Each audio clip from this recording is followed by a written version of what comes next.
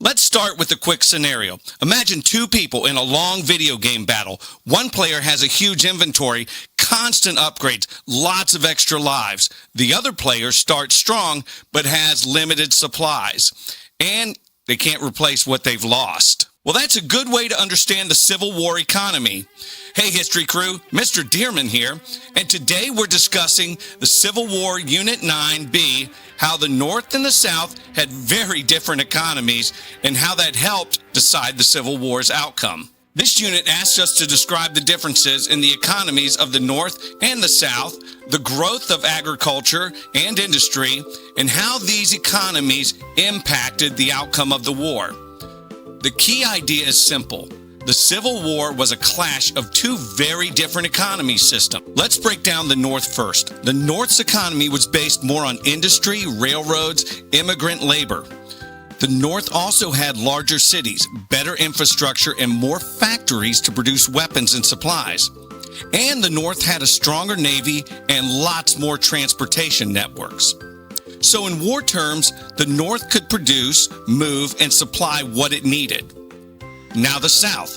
The South depended on plantation agriculture and enslaved labor.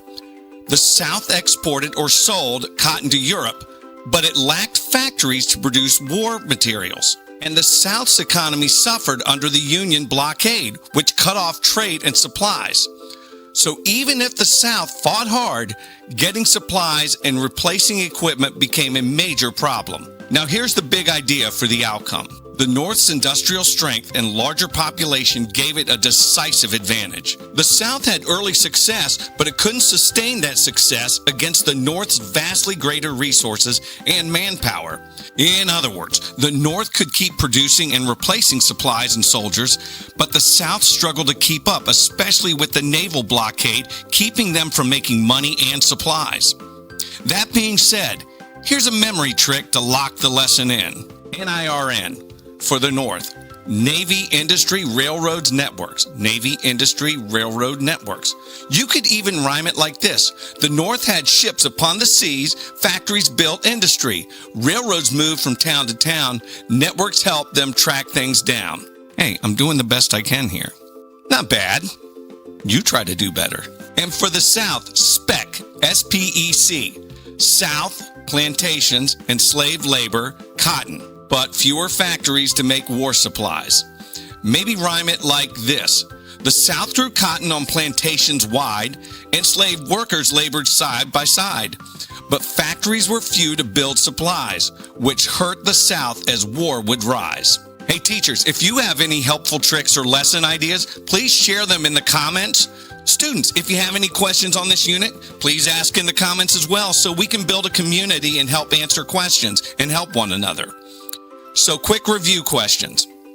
How did the different economies shape each region's war strategy? Why was the Union blockade effective? How did the war test the Constitution's balance of state and federal power? Remember that from the last unit.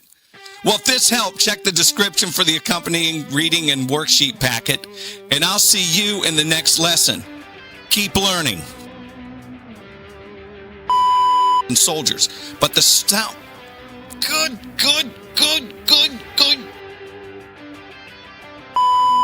Hey, you like the shirt for the U.S.'s 250th birthday? Got it on Amazon.